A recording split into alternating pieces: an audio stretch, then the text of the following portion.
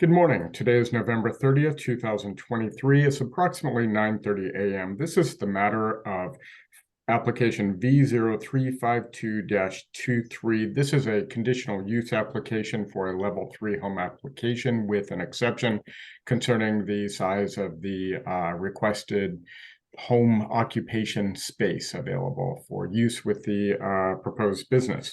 My name is Carl Cox. I'm a private attorney appointed by Clackamas County as land use hearings officer with authority to conduct this hearing and make a determination in this matter.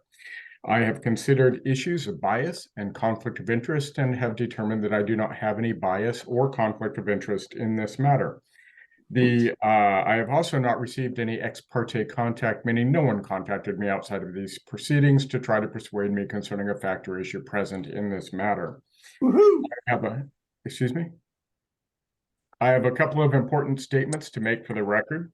First, this is a quasi-judicial land use hearing, which means two important things for those participating in this hearing. First, all of the criteria that can be used in reaching a decision have been identified in the staff report. Testimony, arguments, and evidence must be directed towards the criteria identified in the staff report or other relevant criteria found in the comprehensive plan or other land use regulation that the person believes applies to the decision. Accordingly, please direct your testimony to a relevant approval criterion. Second, failure to raise an issue accompanied by statements or evidence sufficient to afford the decision maker and the parties an opportunity to respond to the issue may preclude appeal to the Oregon Land Use Board of Appeals on that issue. Failure of the applicant to raise constitutional or other issues relating to proposed conditions of approval with sufficient specificity to allow the local government or its designee to respond to the issue precludes an action for damages in circuit court.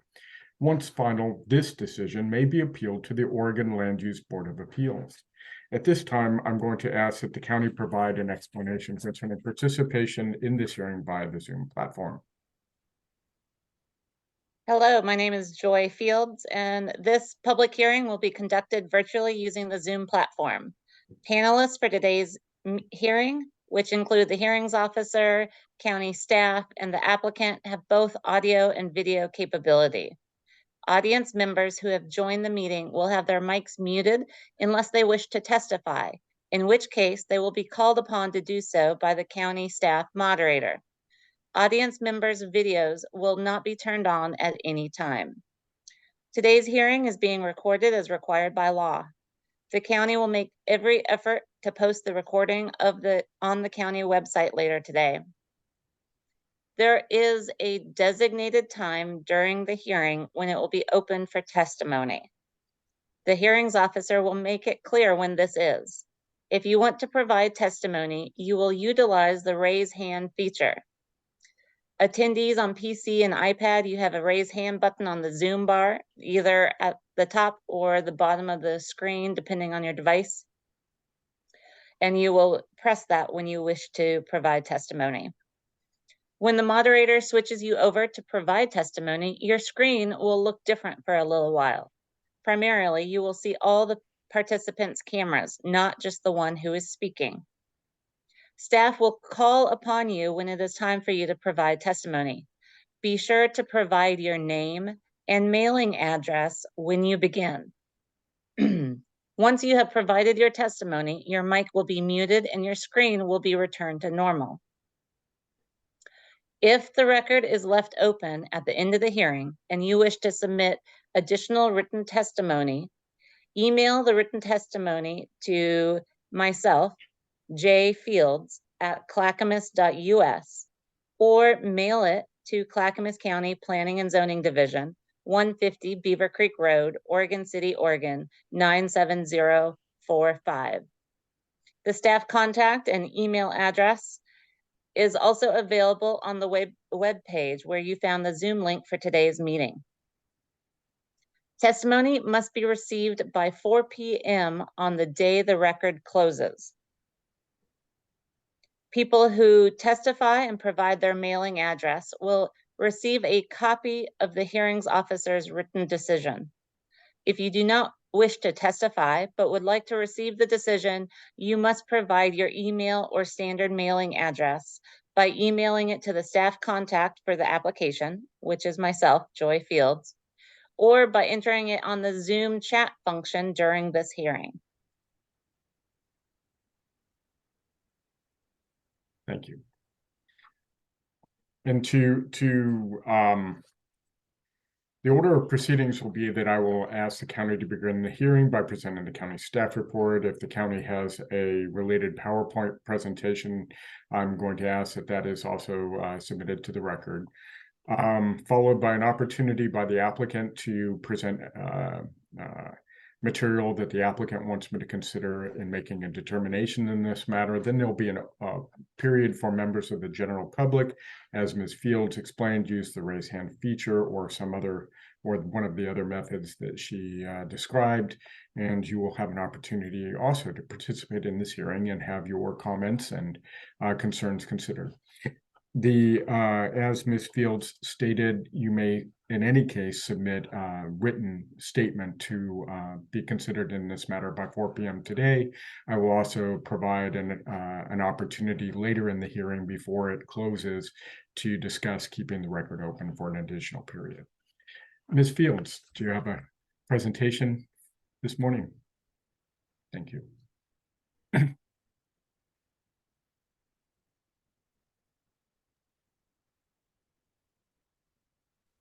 I do have a presentation. Thank you.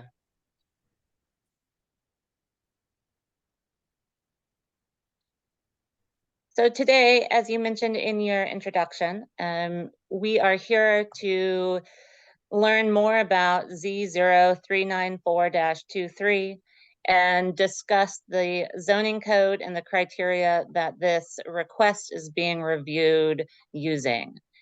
This is a request for a home occupation with an exception. And the exception is to allow the applicant, Daryl Schroeder, to use 3,000 square feet of existing space in an accessory building that was constructed with the home in 1978. May I interrupt for just one moment? Yes. You're absolutely correct. I gave the wrong number when I've introduced the recording and picked up the last one. Ms. Fields is correct. This is file V0394-23. I apologize for my error. Go ahead.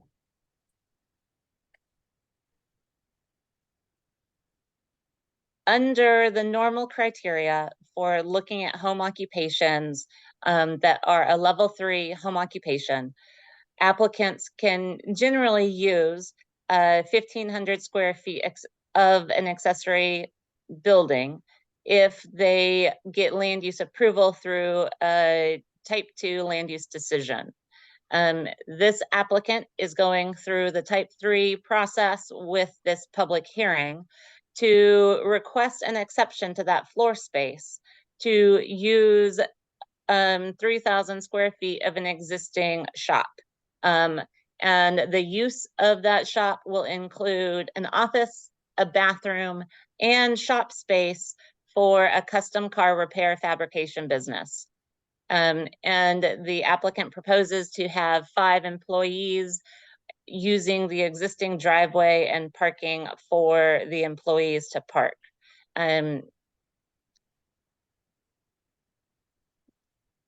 Pursuant to section 822.05 AC2, if this exception is granted, no more than 3,000 square feet of the detached accessory structure can be used. And therefore, in the staff report, there are conditions of approval that include installing a partition wall that is at least 7 feet tall to separate the space used for the home occupation from the space used for personal storage in the existing shop building. The property that we are talking about today is approximately 17.07 acres, and it is zoned ag forest. It is located southwest of Boring. As you see from the aerial image from 2023, the home has 2 accessory structures on the property that are existing. The applicant is proposing to use this one here that was constructed as a shop and an accessory structure in 1978.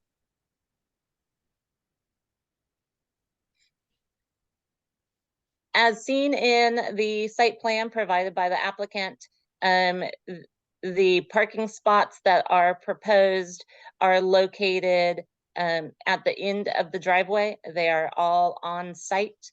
They are in an area that is currently developed, and thus impervious surface is not anticipated to increase with this proposal, since there is existing shop space and existing pavement. I mentioned that the shop was built with the home in 1978 because that is important because of the zoning. It is zoned ag forest. Although it was built as an ag building, it was built before 2020 or 2013. And thus it is staff's understanding that it can be used for this purpose with the appropriate change of use building permit from the Building Codes Division. As I mentioned, there will be a wall that is needed to separate the shop space from the storage space, and that would also require a building permit. There is an overlay. Neuer Creek crosses over the northwest corner of the property. It is approximately 850 feet from the shop space that is proposed to be used for the home occupation, and it is separated from the property or the site that is developed by ample forest. And so the buffer that is required by the code is exceeded with this forested buffer and the 850 feet from the creek. The site is served by a well and on-site septic system. For this application, there were 58 property owners that were notified of the application, as well as agencies and departments. As of this morning, 12 comments were received in opposition. 1 comment was by phone, and the others were by email or letter. And so those that were received by email or letter are included in the file as exhibits. The Clackamas Fire Department provided comments. You'll find them as Exhibit 7. The county septic and on-site wastewater program requires authorization notices whenever there is an increase in the usage of an existing site or an existing on-site wastewater system. And so you'll see that these items are addressed in the staff report as well as in the conditions of approval. The engineering division provided comments and indicated that an entrance permit would be required to ensure that the driveway was of adequate width and that the parking spaces were adequately sized for cars to use. Section 822 of the zoning development ordinance outlines the criteria that we review for a level 3 major home occupation. And this would be a level 3 major home occupation because the adjoining properties allow it to be considered as a level 3, because a majority of them are over 2 acres in size. I believe all of them are over 2 acres in size, although there might be one to the south that's less. In the application, the applicant indicated that they are the contract purchaser of this property, and that once they close on the property, they would become the resident on the site, as well as the operator of the home occupation if this land use application is approved. The applicant understands that 5 employees is the maximum allowed in that zoning district, and indicates in their application that the home occupation would be limited to 5 employees. The applicant addresses noise, vibration, fumes, and odors, and all of the criteria in the code. Staff do not anticipate that noise will be an issue, but there is concern from neighbors about noise. And so you'll see in the staff report that if the hearings officer finds that noise may be an issue, that a noise study would be a suitable condition of approval to add to those already in the staff report. The applicant noted that because they're not painting or doing any upholstery work in the car fabrication process, that glares and fumes, or not glares, fumes and odors would be limited.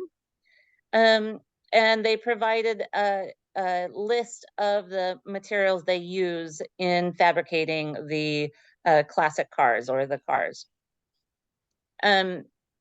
In the application, the applicant noted that the storage would be inside the shop. So any and all cars that were being worked on would be in the accessory building, thus the need for the 3,000 square feet of accessory floor space.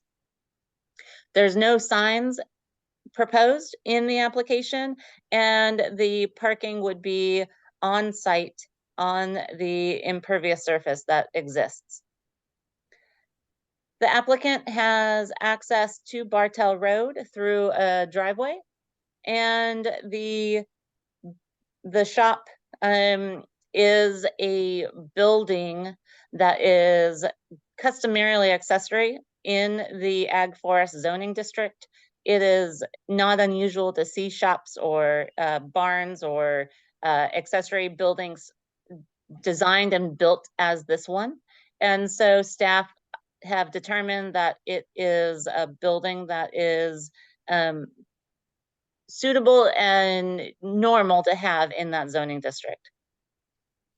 The hazardous materials, if the items that are identified in the application are considered hazardous, it's reviewed as part of the Oregon Specialty Code.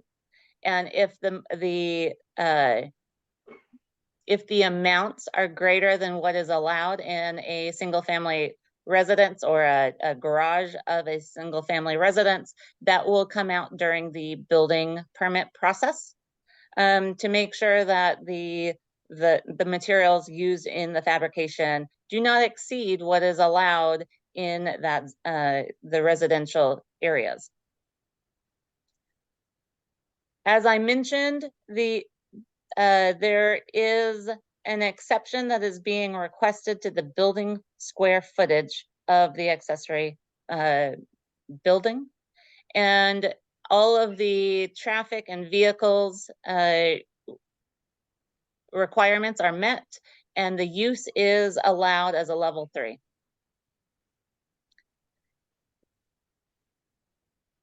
The applicant is requesting one exception to the criteria within subsection 822. Subsection 822.05A indicates that the number of criteria that are requested for exceptions demonstrates compatibility, and the more exceptions that are requested, the less likely the use is compatible with the zoning code and the neighborhoods. It is not anticipated that this home occupation will disrupt the character of the neighborhood, although neighbors did provide concern about traffic and compatible uses. Not necessarily of the structure, because the structure already exists, but they were concerned that if the structure was used as a vehicle repair location, that other structures in the area may request to be used in that way, and they were concerned about the commercial use in a residential neighborhood. However, staff did not find any evidence that the proposed use would alter or disrupt the character of the neighborhood based on the limited number of employees and the lack of customers coming to the site on a daily basis.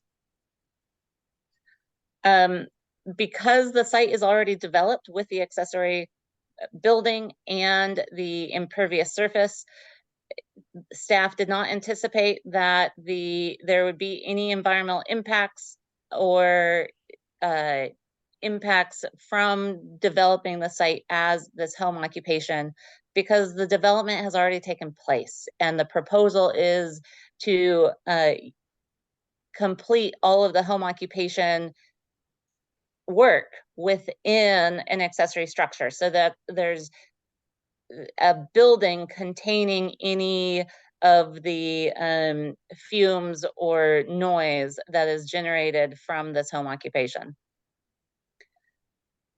The site is served by a well and a septic system, and the surface water is managed by the Transportation and Engineering Division of Clackamas County. Because the impervious surface is not anticipated to increase and the property is over 17 acres in size, the Transportation and Engineering Division signed a preliminary statement of feasibility for surface water management. The structure is existing and can be modified with a partition wall of 7 feet to limit the use of the building floor area to 3,000 square feet. And as I mentioned, staff have identified that this building is compatible with buildings that are customarily used in the ag forest zoning district. Therefore, staff recommends approval of this home occupation with conditions as recommended in the staff report.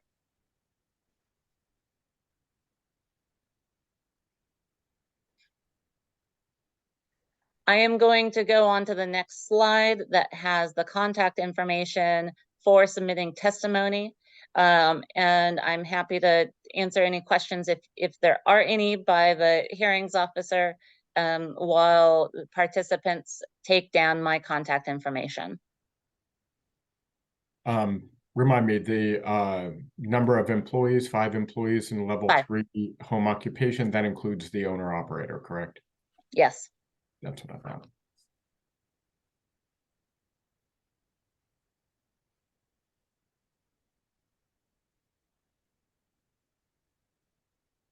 With that, my presentation is complete. All right.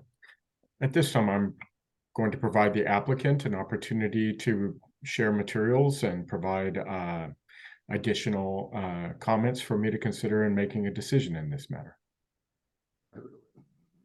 Excuse me. I really don't have any comments. It looks like everything looks good to me. I appreciate everything that everybody's done here. So there shouldn't be really any noise because it's 17 acres and there's not anybody close by and it's inside the building. Yeah. So yeah. that's yeah. the only thing I don't really. It doesn't concern myself with the noise. Daryl, we were unable to hear what the person next to you said, so if you don't mind sharing. Yeah, we were just talking about we're not really too concerned with the noise issue. It'll be contained inside the building, so there won't be any work outside the building at that point. And most of the time it's just using a hammer or something like that. So it's not an excessive amount of noise, and it is a large piece of property. So it, the neighbor across the street, he's the closest one. Other than that, they're an eighth of a mile away to everybody else. So. And did you have an opportunity to review the county's proposed conditions of approval? No, I did not. Oh, it's in the staff report, and that Ms. Fields sent in this matter. I was going to ask if you disagreed with any of those conditions. Oh, that were proposed. didn't realize I got it, so sorry. All right. Well, before I close the hearing, I will provide an opportunity to keep the record open. And in any case, you can submit a written statement by 4 p.m. today. All right. At this time, I'd like to invite members of the general public to provide comments and express concerns, materials, if you have them, for me to consider in making a decision in this matter.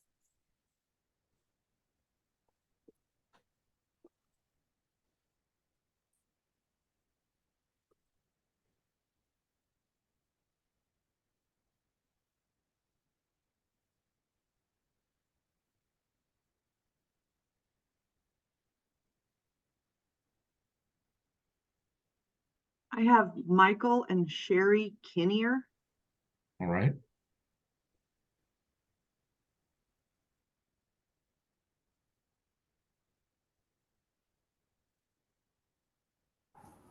Good morning. Good morning. It seems after listening to the summary here that says this is okay to have this industrial business on Bartell Road, that no one on staff lives on Bartell Road.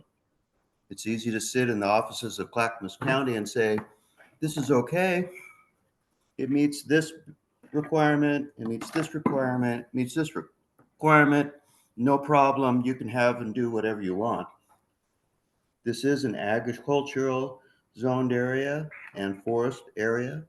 And Bartell Road, although it's a single lane, is a neighborhood. Horses and children and dogs all live here. It's not appropriate for an industrial environment of any nature. Employees, delivery trucks, all the activities related to automobile fabrication and maintenance in this environment are not appropriate.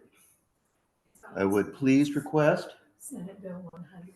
that we honor the Senate Bill 100 To keep agricultural. and its spirit and intent in place and allow Bartell Road to continue to be a neighborhood of family and agriculture as it was intended, and therefore deny this request. And that's all I have. Thank you. Thank you, sir. And I appreciate your citizenship and participating in this hearing.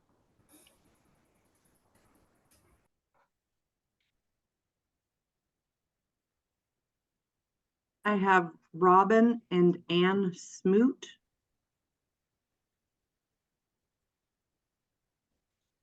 Can you hear me now? Yes. Okay. So my husband and I have lived on Bartell Road since 1987. And we have seen changes that have happened on this road over the years that have contributed to making it a little trickier for safety using the road. Now, keep in mind that this road is a dead-end road that does have a kind of a wide cul-de-sac at the end for turning around so the school bus can turn around. Yeah, there's a school bus. There are 2 blind corners on this road. The first one comes right off of the highway. There have been multiple close calls.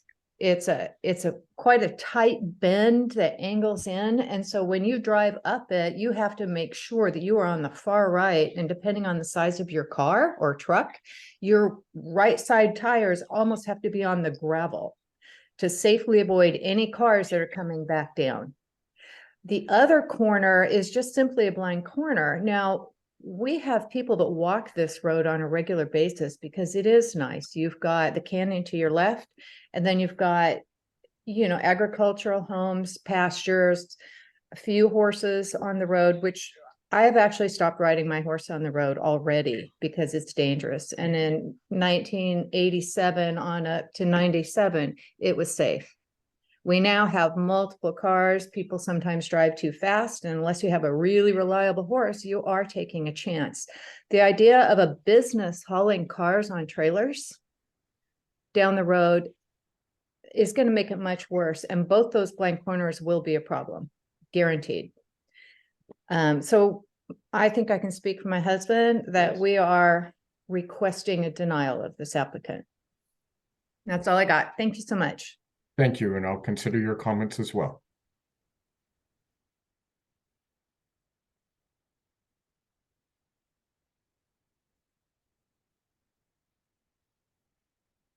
I have Brinkman.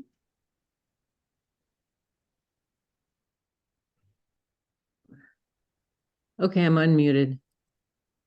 Is that, you're smiling, so yes, I am. Yes. You know, What's your really- first name? Sherry Brinkman. Sherry Brinkman. Okay. And Sherry. did you submit a written comment as well? No, Can you I wanted provide? to see it in action, so. Okay. Really hear the in-depth report on it, really, before. Did you want to receive a copy of the order that's issued here? Yeah, Then will you provide Ms. Fields with your mailing address? yes. Right now, it's one, you want it now, Miss Fields? Yes. It's 15601 Southeast Bartow. Yeah, and we've lived here 19 years. And really, our concerns really are what has already been stated. That you know, that agriculture and residential are really the only appropriate flavor of the neighborhood, primarily because of the road. You know, this is a really skinny road, no shoulders. There are a lot of people, including us, that bike, walk it. You know, our kids we were always concerned about our kids here, but, you know, people already are going too fast, and with the blind corners, it just, increasing it by any, I think, making a dangerous situation worse. And delivery trucks and that kind of thing on this road is just too skinny, and it just doesn't seem safe. So we also think it should remain as agricultural, not industrial. And, you know, just seems like being in an industrial park is way more appropriate because of the traffic.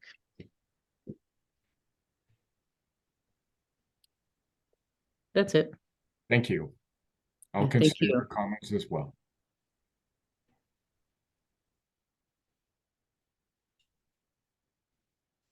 Is there someone else that has a different comment or something that hasn't been presented yet? If you just want to say, I agree with such and such neighbor, then that would be fine as well.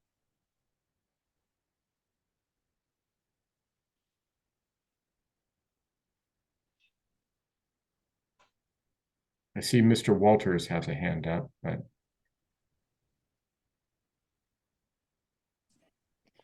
Yes, I do. Actually, Daryl and I have been friends for a long time, and I am the realtor on this property. The one thing that people haven't even discussed or said is it is a residential area, and it has a lot of traffic already.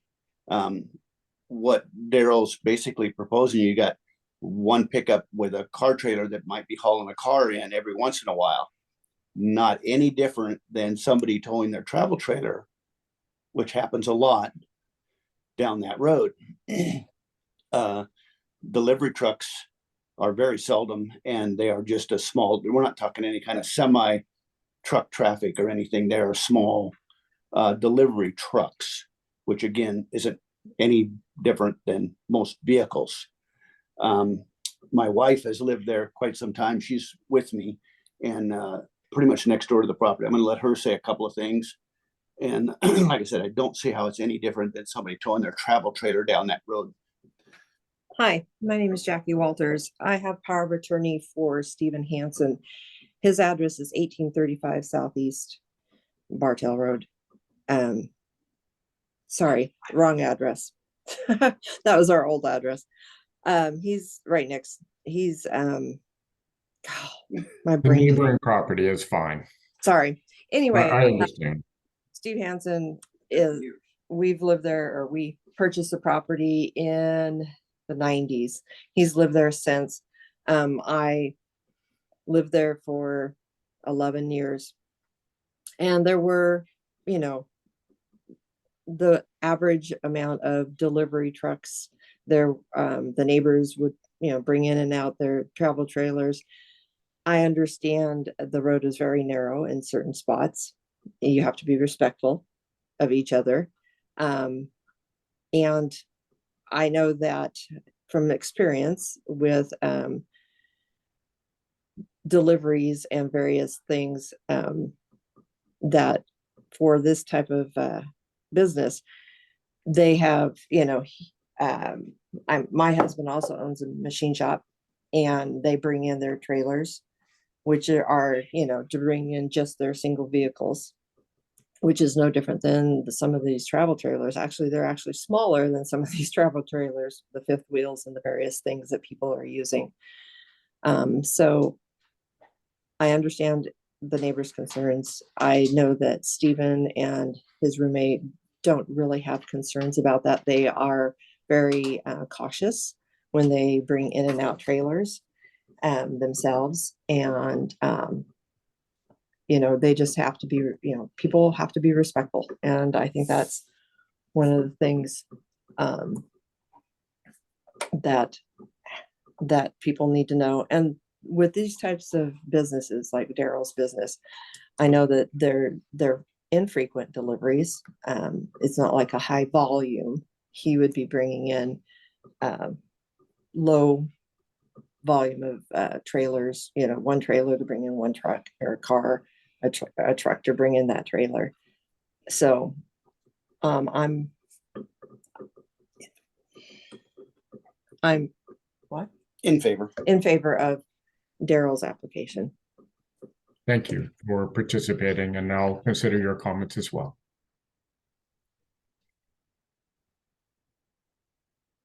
We have any other members of the public that are seeking to have input into this decision-making process? I have Robin and Ann Smoot again. I think they've already had an opportunity. Is there someone new?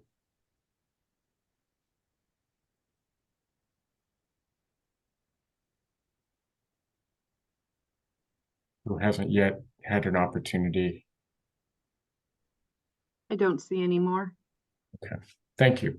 At this time, I'd like to provide an opportunity for keeping the record open. Does any party or member of the audience want an opportunity to provide additional evidence, arguments, or testimony?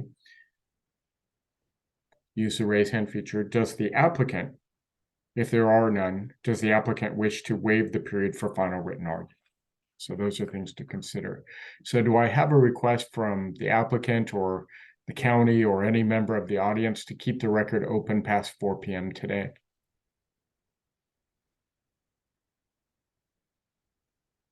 The county does not request the record to be left open.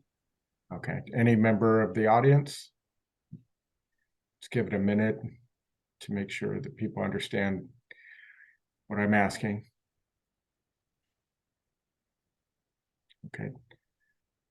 Since there are no requests to keep the record open past 4 p.m. today, does the applicant, Mr. Schroeder, do you wish to waive the period for final written argument? You don't have to make a decision right now. However, if you would provide an email to Ms. Fields by 4 p.m. today, I would consider it. Okay. Do you want to waive the period for final written argument, or consider it? Consider it for. Okay. Just let Ms. Fields know, and she'll let me know as well. So there is a 7-day period for final written argument beginning today. So the record will stay open to receive that until, what is that, December 7th?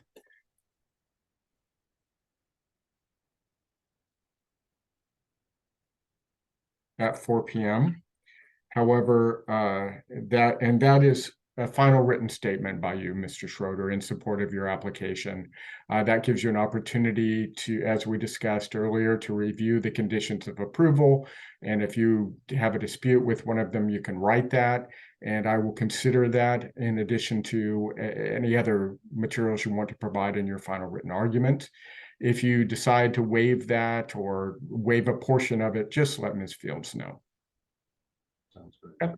With that, I'll close the hearing. The record will stay open, as I just stated, till 4 p.m. today for anyone to submit additional materials for me to consider, and until 4 p.m. December 7th for the applicant's final written statement. Thank you all.